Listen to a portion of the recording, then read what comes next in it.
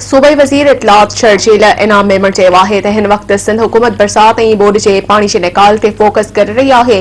Board मुतासिरनि खे तिबी इमदाद फराहम करण ते बि ख़ासि ध्यानु ॾिनो पियो वञे, छाकाणि त पाणी जमा थियण सबबि मुख़्तलिफ़ बीमारियूं पखिड़िजनि थियूं।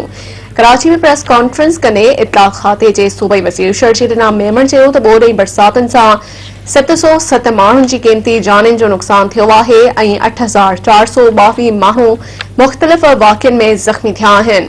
मजमूई तौर ते 1,92,04,932 माण्हुनि ते मुश्तमिल आबादी मुतासिर थी आहे ऐं 20,93,451 ख़ानदान मुतासिर थिया आहिनि।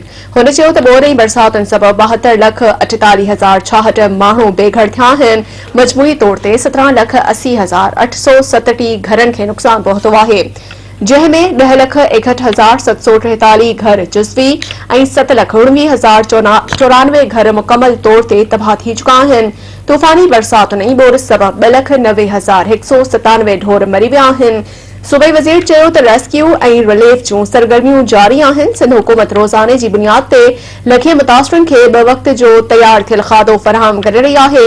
मुतासिरनि लाइ 2,925 रिलीफ कैंपूं क़ाइम कयूं वयूं आहिनि, जिन में 6,73,353 मुतासिरनि खे तरसायो वियो आहे।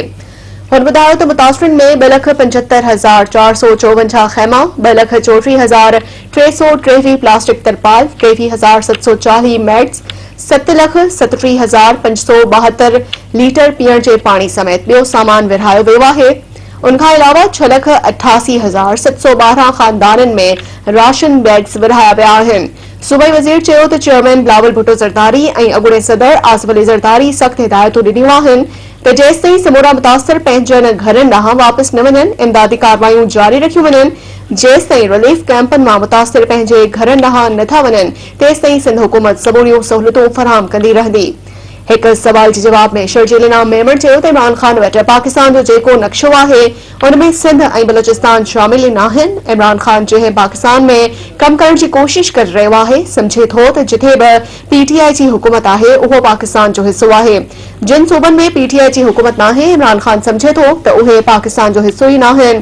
हुन चयो त हुकूमत वटि कणक जी सप्लाई जो 25 एकड़ स्टॉक हूंदो आहे, जॾहिं त बाक़ी ख़ानगी शोबे में मिल मालिक ख़रीद कंदा आहिनि। सिंध हुकूमत जे हिन भेरे पॉलिसी आहे त सरकारी कणक जारी कई वञे, उन जी सब्सिडी जो फ़ाइदो ग़रीबनि ताईं पहुचे।